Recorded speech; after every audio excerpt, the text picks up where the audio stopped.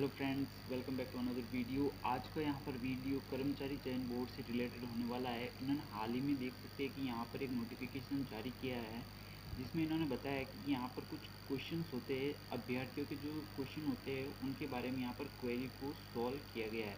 तो 18 पेज की ये PDF है, काफ़ी इंपॉर्टेंट। यहाँ पर इसमें क्वेश्चन आपके सारे जितने भी डाउट होते हैं उनके जवाब यहाँ पर साफ साफ शब्दों में लिखे गए हैं। तो मैं आपको कुछ महत्वपूर्ण क्वेश्चन बताऊंगा जो कि लगभग हर कैंडिडेट के यहाँ पर होते हैं। तो चलिए यहाँ पर देख लेते हैं। तो देखो, सबसे पहले तो यहाँ पर वैकेंसी से रिलेटेड क्वेश्चनों के यहाँ पर आंसर आप देख सकते हो कि भाई किसी पद की भर्ती हेतु विभाग रिक्त पदों का विज्ञापन कब तक और कितने पदों हेतु जारी किया जाएगा। तो ये तो नॉर्मल सी क्वेश्चन है। फिर देखो, एज रिलेटेड यहाँ पर क्वेश्चन आप देख सकते हो। अगर आपको एज में छूट चाहिए तो वो क्या यहाँ पर प्रोसेस रहने वाला है वो भी आप देख सकते हो। फिर अब सबसे बड़ा क्वेश्चन कि भाई अभ्यर्थी को निर्धारित शैक्षणिक योग्यता पात्रता किस दिनांक तक अर्जित की जानी आवश्यक है। ये क्वेश्चन लगभग हर कैंडिडेट के मन में रहता है। तो यहाँ पर आप देख सकते हो कि भाई अगर आपके मान लो एक एग्ज़ाम है तो जो एग्ज़ाम की डेट होती है उस दिन आपके पास जो भी शैक्षणिक योग्यता है वो कंप्लीट हो जानी चाहिए। और अगर 2 चरणों का एग्ज़ाम है, जैसे प्री मेंस या फिर टाइपिंग टेस्ट, तो जो लास्ट चरण होगा वहाँ तक उस डेट तक आपकी जो शैक्षणिक योग्यता है वो कंप्लीट हो जानी चाहिए। तो यहाँ पर ये सबसे बड़ा कन्फ्यूजन आपका शायद दूर हो गया होगा। मतलब आपकी एग्ज़ाम डेट से पहले आपके पास योग्यता आ जानी चाहिए, ठीक है। देखो, और भी क्वेश्चन यहाँ पर लिखा है कि ITI की पात्रता को किसके समकक्ष माना जाता है। तो यहाँ पर 10वीं की बात की जाने तो यहाँ पर 12वीं साइंस के बराबर यहाँ पर इसको माना जाता है, ठीक है। तो ये भी आप देख सकते हो। फिर उसके बाद देखो, यहाँ पर आपकी पात्रता से रिलेटेड क्वेश्चन आ गए हैं। मतलब आप खिलाड़ी हो या फिर आपसे रिलेटेड कोई क्वेश्चन है तो आप आराम से यहाँ पर इसको देख सकते हो। अब देखो, CET से रिलेटेड क्वेश्चन भी आपको यहाँ पर देखने को मिल जाएंगे कि भाई CET किन किन भर्तियों में लागू होती है, स्कोर कितने समय तक मान्य रहता है। तो यहाँ लिखा है 1 वर्ष तक। और क्या प्रत्येक वर्ष आयोजित होगी, तो हाँ, कम से कम एक बार हर वर्ष आयोजित होगी। तो ये भी आप यहाँ पर देख सकते हो। परीक्षा से रिलेटेड क्वेश्चन है कि क्या परीक्षा कैलेंडर अनुसार परीक्षा समय पर आयोजित की जाएगी। ये तो नॉर्मल क्वेश्चन है। क्या केंद्र में परिवर्तन कर सकते हो, ये सब है। में ड्रेस कोड के बारे में भी यहाँ पर लिखा गया है, ये तो सबको पता ही होता है। देखो, यहाँ पर फॉर्म भरने से रिलेटेड भी क्वेश्चन है कि यहाँ पर आपको सारी चीज़ें स्पष्ट हो जाएगी कि भाई अगर आवेदन क्रमांक जारी नहीं हुआ है तो आपको पुनः भरकर सबमिट करना चाहिए, ठीक है। एडमिट कार्ड कैसे डाउनलोड करना है ये तो है। अगर आपसे कोई फॉर्म भरने में गलती हो जाए तो यहाँ पर लिखा है कि इसका कोई रास्ता नहीं है, आपको खुद ही पहले ही फॉर्म भरते समय सावधान रहना चाहिए, ठीक है। यहाँ पर लिखा है अगर एडमिट कार्ड में कोई मिस्टेक दिखाई दे तो क्या करें। तो एडमिट कार्ड में वही सूचना आती है जो आपने ऑनलाइन फॉर्म में भरी है। फिर भी आप अगर त्रुटि को ठीक कराना चाहते हैं तो त्रुटियों को ठीक करने के लिए परीक्षा के बाद 10 दिवस के लिए ऑनलाइन आवेदनों में संशोधन की अनुमति दी जाती है। तो ये भी यहाँ पर लिखा गया है, ठीक है। फिर यहाँ पर रिजल्ट से रिलेटेड कुछ क्वेश्चन है जो कि आप नॉर्मली देख सकते हो।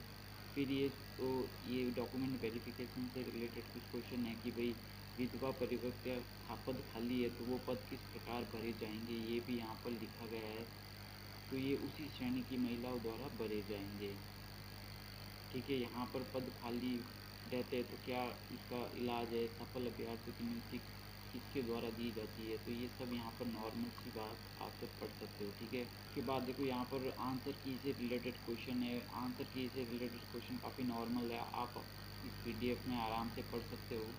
फिर जो फाइनल आंसर की आती है उससे रिलेटेड क्वेश्चन भी आपको यहाँ पर देखने को मिल जाएगी कि नेगेटिव मार्किंग क्यों होती है। वो सब नॉर्मल सी बात है। नॉर्मलाइजेशन के भी क्वेश्चन दिए गए हैं कि भाई नॉर्मलाइजेशन यहाँ पर क्यों होता है और प्राप्तांक कम ज़्यादा होते हैं तो क्या करें। तो यहाँ पर लिखा है कि भाई ये तो हो गई, ठीक है।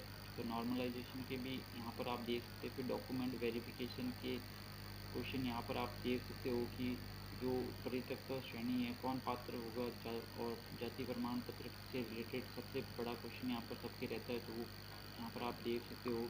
यहाँ पर लिखा है, देखो, मेरे पास आवेदन तिथि से पूर्व का जाति प्रमाण पत्र तो क्या मान्य होगा।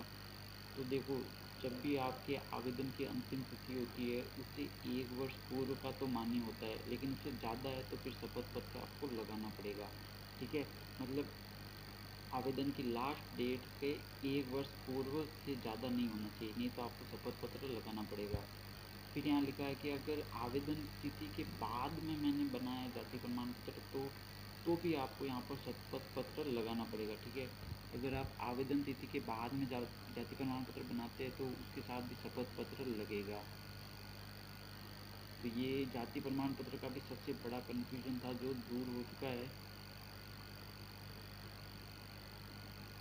फिर यहाँ पर दस्तावेज सत्यापन के बाद प्रोविजनल सूची में नाम है तो क्या होगा, ये सारे क्वेश्चन यहाँ पर दे रखे हैं। ठीक है, फिर खेल प्रमाण पत्र है तो यहाँ पर क्या मान्य होगा क्या नहीं मान्य होगा, तो यहाँ पर मेडल प्राप्त, अगर आपका खेल प्रमाण पत्र मान्य नहीं होगा यदि आप विज्ञप्ति के अनुसार नहीं है, मेडल प्राप्त नहीं है, काउंटर साइन नहीं है, तो यहाँ पर मान्य नहीं होगा। ठीक है, फिर छोटे मोटे खेल से संबंधित यहाँ पर क्वेश्चन है।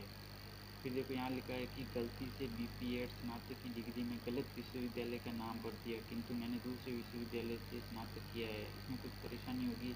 ऑनलाइन आवेदन के समय भरी गई विश्वविद्यालय की डिग्री ही मान्य है, बाद में अन्य विश्वविद्यालय की डिग्री प्रस्तुत मान्य नहीं है। तो ये क्वेश्चन देख सकते हैं, शिकायत और पेपर लीक के क्वेश्चन है कि अगर आपको शिकायत है तो आपको क्या यहाँ पर सुविधाएं मिलेगी, तो ये सब नाम आप, ये सारी डिटेल आप आराम से पढ़ सकते हो। ठीक है, फिर यहाँ पर कोर्ट से रिलेटेड आ गए कि क्या आप कोर्ट में जा सकते हो किसी भर्ती को लेकर, तो यहाँ लिखा जा सकते हो। ठीक है, तो यहाँ पर इसके छोटे मोटे क्वेश्चन यहाँ पर दे रखे, क्या उच्च न्यायालय के निर्णय के पश्चात चयन बोर्ड अपील कर सकता है, तो यहाँ लिखा हाँ, ऐसे छोटे मोटे क्वेश्चन यहाँ पर आप देख सकते हो। तो इस तरह से आप देख सकते हो कि RSM SSB ने एक नया काम यहाँ पर किया है कि नॉर्मली जो जनरल क्वेश्चन होते हैं अभ्यर्थियों के, उनकी एक PDF बनाकर उसके सामने उसके आंसर लिखकर यहाँ पर जारी कर दिए। टोटल 18 पेज है, तो इसमें आपके लगभग सभी क्वेश्चन के डाउट यहाँ पर क्लियर हो जाते हैं। देखो स्टूडेंट के मेजर क्वेश्चंस की अगर बात की जाए तो सबसे पहला क्वेश्चन यहाँ पर रहता है कि आयु में छूट मिलती है या नहीं मिलती है, वो आपका यहाँ पर उसका आंसर आपने देख लिया होगा। उसके बाद सेकंड क्वेश्चन रहता है कि जो एजुकेशनल क्वालिफिकेशन है उसकी क्या डेट तक रिजल्ट आ जाना चाहिए, वो सारी बातें हैं, वो भी आपको पता चल गया होगा कि एग्ज़ाम डेट से पहले रिजल्ट आ जाना चाहिए। थर्ड इम्पोर्टेंट क्वेश्चन था कि भाई कास्ट सर्टिफिकेट किस डेट तक का वैलिड होता है, तो वो भी आपको यहाँ पर पता चल गया होगा। और उसके बाद आपकी जो छोटी मोटी क्वेरी होती है कि अगर आपके पास कोई एडिशनल सर्टिफिकेट है तो उसका क्या इलाज है, तो वो सारी चीज़ें भी इस PDF में आराम से उसके आंसर आप देख सकते हो। PDF का लिंक यहाँ पर डिस्क्रिप्शन में दिया गया है, उसको आप डाउनलोड करो और आराम से इसको पढ़ सकते हो।